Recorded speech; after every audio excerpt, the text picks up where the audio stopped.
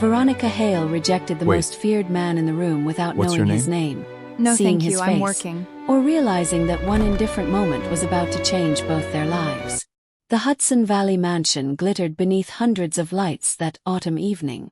Crystal chandeliers burned above marble floors while masked celebrities, financiers, politicians, and men whose names rarely appeared in newspapers filled the ballroom.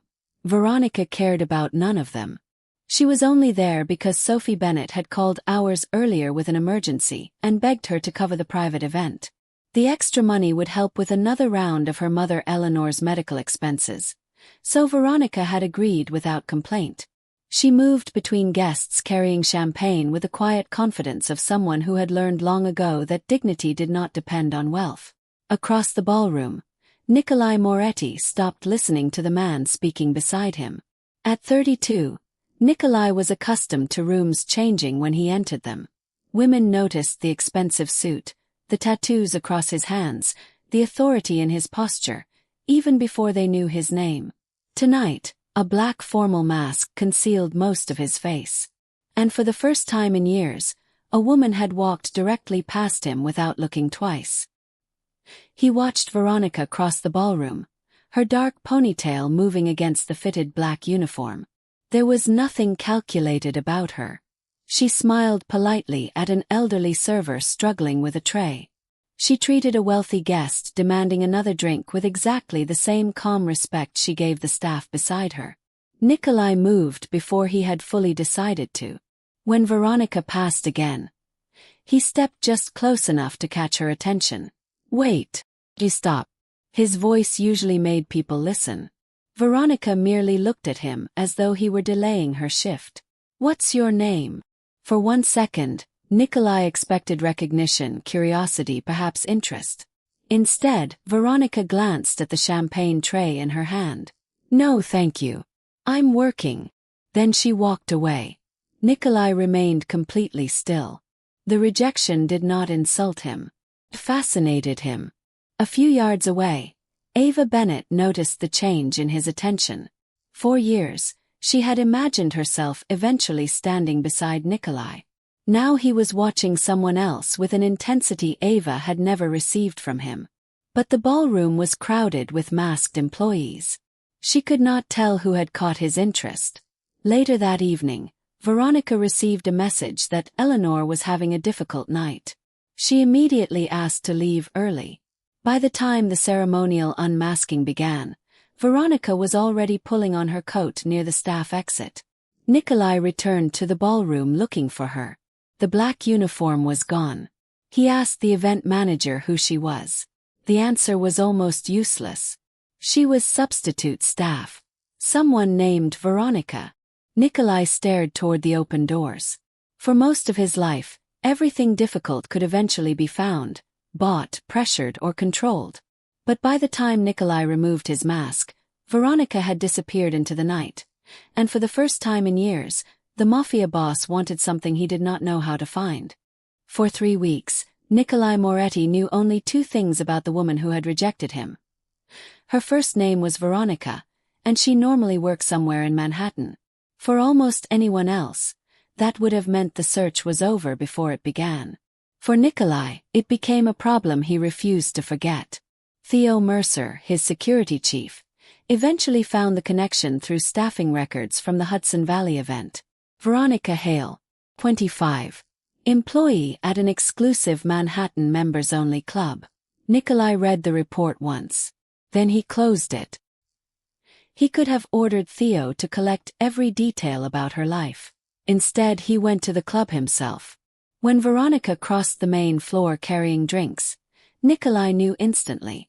Same eyes. Same composed expression. Same woman who had dismissed him without even asking who he was. But Veronica did not recognize him. Without the masquerade mask, Nikolai was simply the intimidating man seated at a private table. Their eyes met briefly. She moved on. That should have been enough. It was not. Over the next several days, Nikolai found reasons to return. He told himself important associates used the club. Theo did not challenge the excuse. Then Nikolai learned the club's owners were quietly considering a sale. The decision should have been absurd. Instead, 48 hours later, Malcolm Reed, the club's general manager, stood inside an executive office sliding acquisition documents across a polished desk. Nikolai signed them. He had purchased an entire Manhattan club, and the woman responsible had no idea. When staff were informed that ownership had changed, Veronica showed almost no reaction. A new billionaire owner meant little to a waitress whose attention was divided between long shifts and her mother's medical problems. Her indifference only deepened Nikolai's fascination. Yet he refused to approach her the way he had at the mansion.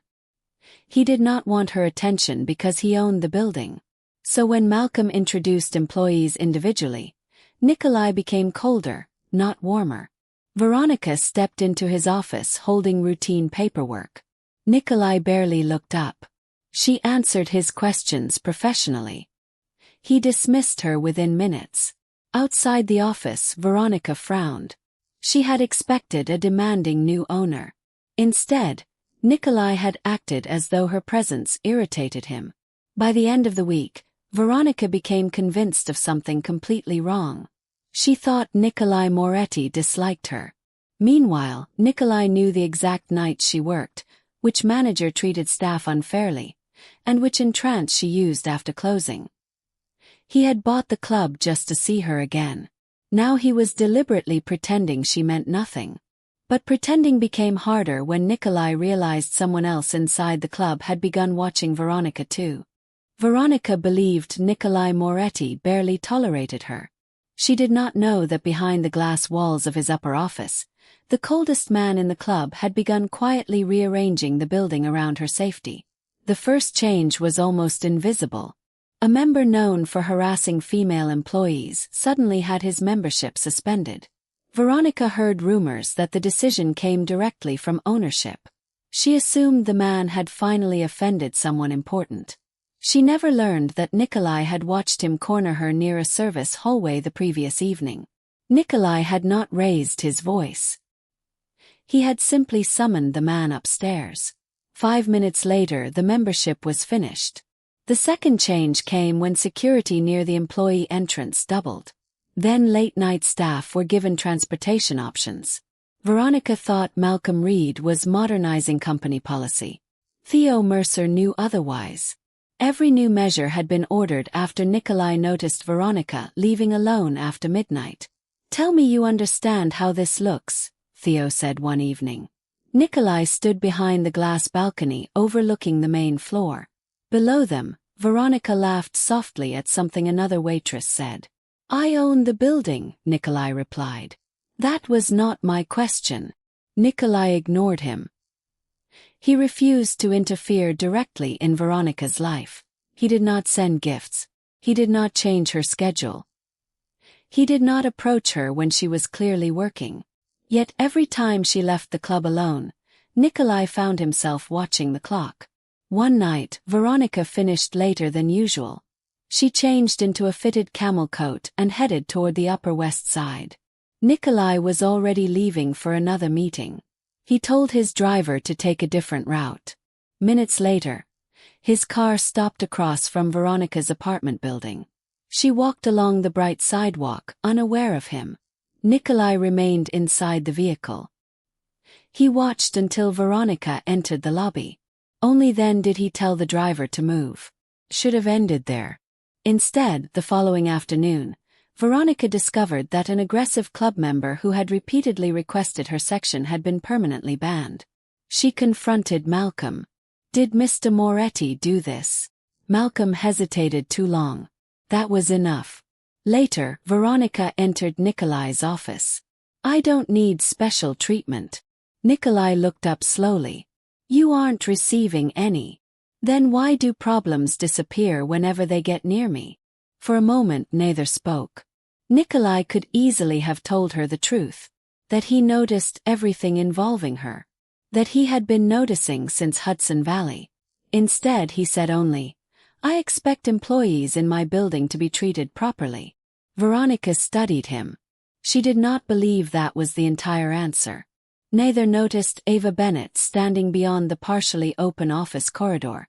But Ava heard enough. And when she saw the way Nikolai looked at Veronica after Veronica turned away, Ava finally understood why he had bought the club. Ava Bennett had spent years convincing herself that Nikolai Moretti simply needed time to notice what everyone else already understood. Their families moved through the same circles. They attended the same private events. She knew his world. She believed that should have made her the obvious woman beside him. Then Veronica Hale appeared. At first, Ava dismissed her. A waitress. Temporary fascination. Something Nikolai would eventually forget. But obsession did not look the way Ava expected. Nikolai never showered Veronica with gifts. He did not publicly pursue her. He barely spoke to her. Instead he watched, protected, waited, and somehow that frightened Ava more. She began quietly investigating Veronica. The first thing she found was Eleanor Hale's medical treatment. Ava expected debt, desperation, perhaps evidence that Veronica had deliberately attracted Nikolai for money. Instead, she found the opposite. Veronica worked additional shifts. She declined financial favors. She had never asked Nikolai for anything. Ava even followed her once to a private hospital, expecting to uncover some hidden scheme. Through the waiting area glass, she saw Veronica sitting alone with medical paperwork, exhausted but composed. No luxury bags. No secret benefactor. No performance. The truth was unbearable. Nikolai had become fascinated with Veronica because Veronica genuinely did not want anything from him. Ava returned to the club with jealousy hardened into something more dangerous. She knew Sophie Bennett occasionally covered shifts there. Sophie was Ava's younger sister, though the two women had grown increasingly distant. That connection gave Ava access to details she otherwise would never have known. Schedules, service entrances, staff routines. Then Ava learned Eleanor had recently suffered another medical complication. Veronica was already emotionally stretched. It gave Ava an opportunity. Late one evening, a message reached Veronica through the club's service desk. A caller claimed there was an urgent problem involving her mother, and asked Veronica to come to a side entrance where transportation was waiting. Veronica did not hesitate. She left the main floor and moved quickly down the polished service corridor. At the far end, Ava waited near the door. For one brief second, Veronica slowed. Ava smiled. It was too calm. Veronica's instincts reacted before her mind understood why. She stepped backward. Behind her, the corridor door opened. Two men entered. Veronica turned. There was nowhere to go. Upstairs, Theo Mercer checked the security feed moments later and noticed one camera had gone black. He immediately called Nikolai. By the time Nikolai reached the corridor, Veronica was gone. Only her employee badge remained on the floor. And the man who had bought an entire club just to find her once now realized he might have to search for her all over again. Nikolai had spent most of his adult life being feared for how calmly he handled crises. Veronica's disappearance destroyed that calm within hours. For 30 days he searched. Hotels, private properties, airports, clinics, safe houses, every camera near the club, every vehicle that passed the service entrance. Theo built maps across Nikolai's office until the polished table looked more like an intelligence center than the headquarters of a legitimate business empire. Nikolai barely slept. The worst part was not knowing whether Veronica understood why this had happened. She still did not know the masked man from Hudson Valley had been him. She did not know he had bought the club because he had been unable to forget her. Now there was a possibility she would never learn. Ava remained close enough to the investigation to appear concerned. She called Sophie. She offered sympathy. She asked questions. And because nobody yet had proof against her, she remained untouched. Far north in the Catskills, Veronica sat inside the basement of an isolated lodge. She was exhausted, angry, but not broken. Ava visited her often enough to make one thing clear. This had never really been about ransom. You don't even know him, Ava said. Veronica stared at her. That's what makes this insane. Ava's expression changed. You rejected him before you even saw his face, and he still couldn't forget you. That sentence stayed with Veronica. Rejected him. Her mind returned to Hudson Valley. The masked man. The voice asking her name. The stunned eyes after she said no. For the first time pieces connected. Nikolai. Ava realized too late that she had revealed too much. Meanwhile, Theo finally found a lead. A vehicle linked indirectly to one of Ava's associates had appeared near the Catskills weeks earlier. Nikolai drove north before the evidence was complete. The first lodge they searched was empty. The second had been abandoned for years. At a roadside pull-off, Nikolai noticed something half-buried near melting snow. Small bracelet. Veronica's. He recognized it because she wore it almost every shift. For the first time in 30 days, certainty replaced speculation. She had been there. Nikolai closed his fist around the bracelet. Theo found recent tire tracks leading toward an isolated property farther up the mountain. They moved immediately. But when they reached the lodge, the basement was empty. Blanket. Water bottles. Mattress. Evidence someone had lived there for weeks. Nikolai touched the edge of the blanket. Still faintly warm. They had missed Veronica by minutes. And somewhere above them on the mountain road, Ava was already driving Veronica toward a place she never intended her to leave alive. The betrayal was not that Ava Bennett had lied. The betrayal was how close Nikolai had allowed her to stand while she did it. Theo reconstructed the evidence quickly. Ava's driver. A Shell rental company. Fuel purchases near the Catskills. A phone that repeatedly disappeared from Manhattan during the same periods Ava claimed to be home. Then Sophie arrived at Nikolai's office. She looked pale before Theo even finished explaining. "There's something I didn't tell you." Nikolai's expression hardened. Sophie revealed that Ava had asked unusual questions about Veronica weeks before the disappearance. Her shift. Her mother's hospital. Which service entrance she used. Sophie had assumed it was jealousy. She had never imagined something worse. Nikolai said nothing. That silence frightened everyone in the room more than shouting would have. Within an hour, Theo traced another vehicle to an isolated Catskills lodge. They found the basement. Nikolai stood in the center of the room surrounded by proof of Veronica's captivity. The mattress. Discarded medical packaging. A cup with a faint lipstick mark. And carved into the wooden edge of a shelf were tiny lines marking days. 30 of them. Nikolai stared. 30 days Veronica had waited while he searched everywhere except the right place. On the floor near the wall, Theo found a torn piece of paper. Handwritten route. One road circled twice. Mountain access. Nikolai understood immediately.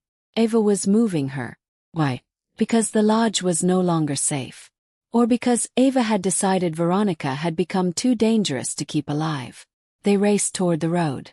Ahead, Veronica sat in the passenger seat of Ava's SUV watching snowy forest blur past the windows. She felt weak, but her mind remained clear. Ava was talking too much. People did that when they had already made a decision they believed could not be reversed. "You still think he's coming," Ava said. Veronica looked ahead. "I think you're afraid he is." Ava tightened her grip on the steering wheel. That reaction told Veronica everything. Nikolai was close. She just had to stay alive long enough. Several miles behind them, Theo received a traffic camera hit. He showed Nikolai the image. Ava's SUV. Less than 12 minutes old. Nikolai leaned forward. For the first time in a month, Veronica was no longer a location on a map. She was somewhere on the road ahead. Theo studied the route. Then his face changed. "There's nothing at the end except an old mountain overlook." Nikolai understood what that meant. And as Ava's SUV climbed toward the snowy ridge, the distance between finding Veronica and losing her forever became only a few miles. Veronica saw the cliff before Ava stopped the SUV. Beyond the snow-covered ridge, the mountain dropped into a vast white valley. No houses, no witnesses, no reason to bring someone there unless you never intended to take them back. Veronica stepped out carefully. Ava stayed close. "You could still stop this," Veronica said. Ava laughed softly. "You still think this is about you." It had never been about Veronica alone. It was about humiliation. Years of believing Nikolai would eventually choose Ava. Years of watching him remain emotionally distant. Then one waitress rejected him at a masked party. And suddenly Nikolai cared enough to buy a club. Ava could not survive what that truth did to her pride. Veronica backed away from the cliff. Ava grabbed her arm. At that exact moment, an engine roared somewhere behind them. Ava turned. A black SUV stopped across the snowy road. Nikolai stepped out. For 1 second Veronica forgot the cold. He looked nothing like the controlled club owner she knew. His coat was open. Snow clung to his dark hair. His expression carried 30 days of sleepless rage and fear. And Veronica recognized his eyes. Mask. Hudson Valley. It had been him. Nikolai stopped several yards away. He did not rush forward. He saw Ava's hand on Veronica and understood one wrong movement could make everything worse. Ava! His voice was dangerously calm. Ava pulled Veronica closer. You bought an entire club for someone who didn't even remember you. Nikolai's gaze never left Veronica. I remembered her. Those 3 words changed something inside Veronica. Ava's control cracked. She dragged Veronica backward. Snow shifted beneath their feet. Veronica resisted. Nikolai moved. Ava reached inside her coat. Theo shouted from behind him. Nikolai drew his weapon but did not fire. Let her go. Ava looked from Nikolai to Veronica. For the first time, she seemed to understand that there was no version of this ending where Nikolai chose her. Her grip loosened for half a second. Veronica used it. She twisted free. Her boot slipped near the edge. Nikolai crossed the remaining distance and caught her before she fell. For several seconds, Veronica could only breathe. His arms steadied her. Then he immediately released his grip enough to let her choose whether to remain close. That mattered. Veronica looked into his face. The masked man. Nikolai nodded. Yes. Behind them, Theo's team restrained Ava. But Veronica barely noticed. 30 days of fear had ended with the answer to a question she had never known to ask. Nikolai Moretti had been searching for her long before she disappeared. And when Veronica finally understood why, she realized surviving the mountain was only the beginning of deciding what she would do with the man who had never been able to forget her. Several months passed before Veronica agreed to see Nikolai outside circumstances created by danger. That distance was deliberate. Nikolai respected it. Ava faced criminal prosecution. The people who helped her were identified. Theo rebuilt the club's security structure from the ground up. Sophie struggled with what her sister had done, but Veronica never blamed her. And Eleanor's health slowly stabilized. Veronica returned to work only when she wanted to. Nikolai never asked her to. He did not send expensive jewelry. He did not arrive uninvited at her apartment. He did not use the club to force proximity between them. For the first time in his life, wanting something did not mean reaching for control. Veronica noticed. Months later, a winter charity event brought them both to a glass conservatory overlooking the Hudson River. Snow covered the landscape beyond the windows. Veronica stood near the glass after most guests had moved into another room. When she turned, Nikolai was there. He stopped several yards away. The distance was intentional. You knew I was the woman from the party, Veronica said. Yes. And you bought the club. A faint expression crossed his face. Yes. Veronica almost smiled. That is still completely insane. I know. There was no defense. No attempt to make obsession sound romantic. That honesty mattered more than Nikolai realized. Veronica studied him. The first time they met, his face had been hidden behind a mask. The second time, she had known his face but misunderstood everything beneath it. Now finally there was nothing between them except choice. Why didn't you tell me? Nikolai looked toward the river before answering. Because once I owned the club, I couldn't know whether you were talking to me because you wanted to or because I was your employer. Veronica had not expected that answer. I wanted you to choose without owing me anything. The man standing before her was still feared, still powerful, still capable of walking into a room and changing its atmosphere.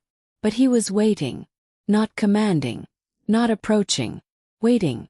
Veronica crossed the space herself. Nikolai did not move until she reached him. Then she extended her hand. His eyes dropped to it. "You're not getting a fairy tale ending tonight," Veronica said. "I'm not asking for one. Dinner." Nikolai looked back at her. "One dinner." A restrained smile appeared. "I can live with that." Veronica placed her hand in his. Months earlier, she had rejected a masked stranger because she had no reason to care who he was. Now she finally saw Nikolai clearly.